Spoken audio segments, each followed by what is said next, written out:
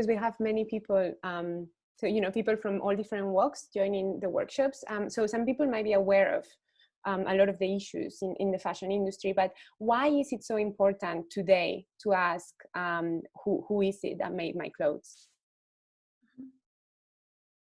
I mean, I don't mind going for that. I mean, I think it's just purely because going back to Molly's point, is that there is so much corruption within the supply chain.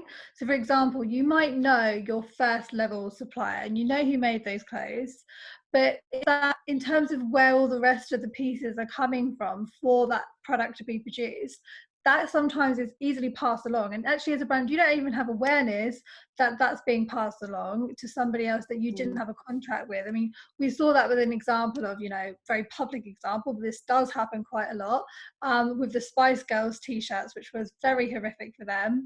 And remember that it was girl power t-shirt slogan made by women in very meant to be supporting and empowering women, but made by in very kind of untracked, unfair situations, again most likely to be women who also make those products. So, and that was from someone who they claim was passed along the supply chain to a kind of more unfit outfit with poorer working conditions and, you know, obviously pay and everything else. And in those situations, you can't track if there's children involved, you can't track any of those things. And I think that's why it's so important to ask brands and ask, and it really comes down to the relationships they have with their suppliers. Who made your clothes? Can you actually point the person that made them, and then from there throughout that supply chain? So it's really important, particularly now more than ever, really.